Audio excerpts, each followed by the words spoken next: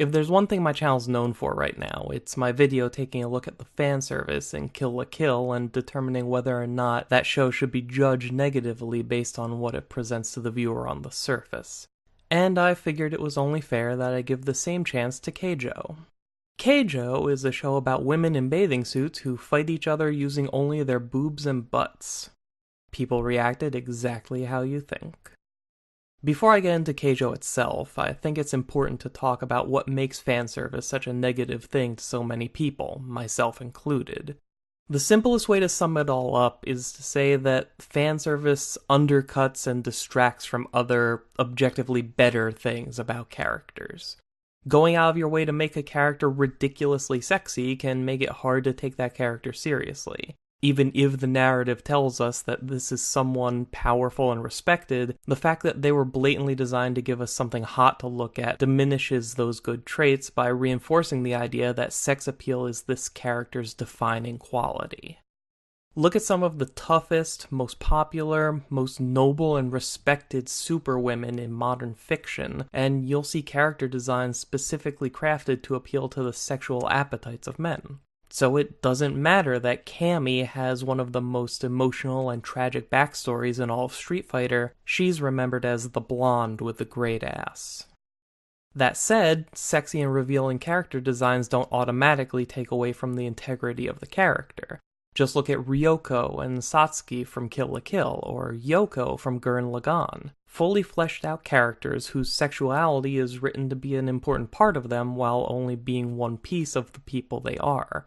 There's no denying the fact that we are intended to react to scantily clad women on a base level of sexual interest, but the difference between a character like Yoko and the sea of lazy, pandering fanservice characters out there is the fact that all of them have nothing but the novelty of showing off sexy bodies, while there's actually a larger reason for Yoko to look like this.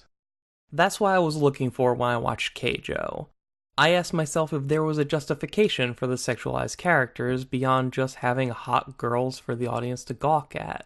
And I'm happy to say there is, though it's nothing like what I expected to find. Keijo is a parody.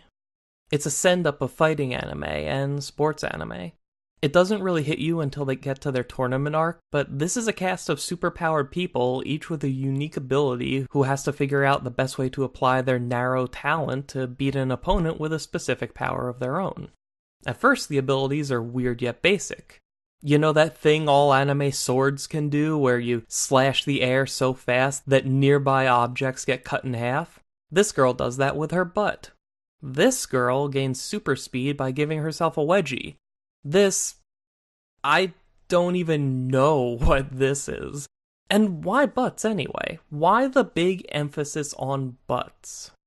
The answer is because it's stupid. Every single character in this entire series takes their training and their matches completely seriously.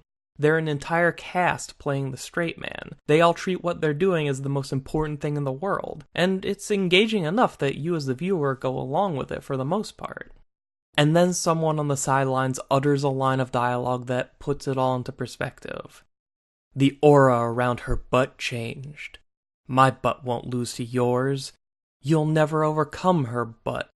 Things like this are said during the most serious moments of the show's biggest fights, and it made me think about just how ridiculous similar shows actually are. Shows like Dragon Ball, Naruto, Bleach, Yu Yu Hakusho, any show about silly-looking characters using weird powers to become the best of the best. Look at Goku. The bright orange clothes he wears, his various hairstyles, this is a weird-looking character. And if he screams real hard and shoots enough light out of his hands, the earth won't explode. That's completely ridiculous, but we let ourselves buy into it because both the tone of the show and the way the characters talk about the events reinforce it as something to be taken seriously. The same goes for Naruto xeroxing himself and summoning gigantic frogs out of thin air, or Sasuke winning a battle by looking at you real hard. These are all tremendously silly concepts that we're told to take seriously, so we do. Keijo directly targets these shows and tells us it's okay to see them for the goofy things they are. In case there's any doubt, the characters on Keijo make direct reference to other anime by stealing their techniques. We're weaving Naruto hand signs, channeling ki like a Dragon Ball character, complete with a beam struggle. There's a move called Batak on Titan. The main character pulls a Shoryuken from Street Fighter, only she does it with her breasts and calls it a Shoryukans. But my favorite is that this girl can absorb your technique by touching your butt, like Mega Man stealing powers from Robot Masters, and then accesses them in the exact same way that Archer unleashes his arsenal in Fate Zero.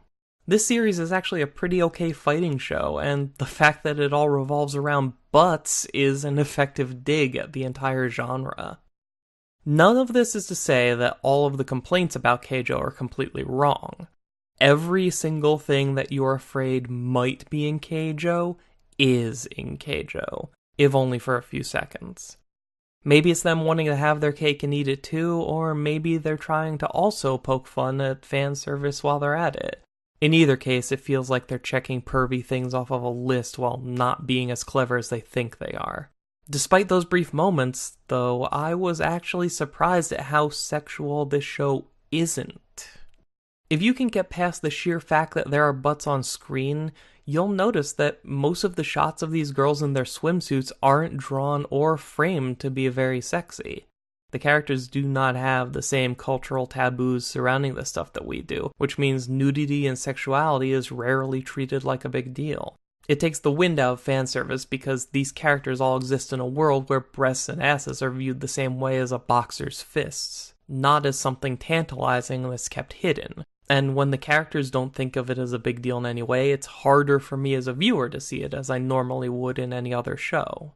This is far from the pervy nightmare that some people believe it to be, but it does go out of its way to occasionally remind you that those shows do exist, and it can be to this series' detriment.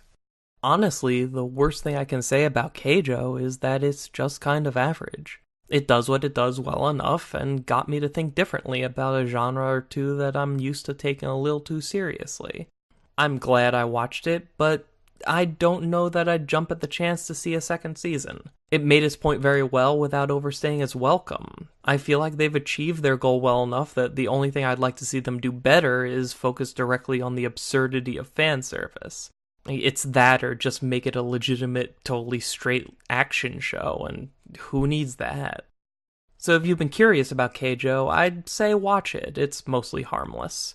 You'll still have to have that conversation anytime someone finds out you do watch it, but you could do a lot worse with your time. And hey, anything that encourages you to think critically about the entertainment you consume is a good thing in my book. Thank you guys for watching. If you'd like to see me cover a similar topic on Kill la Kill, or go in depth about how real life sends a very strong message about how to change your life for the better, both of those videos are on the screen now. Check them out, tell your friends, and subscribe if you feel like it. I'll see you next time.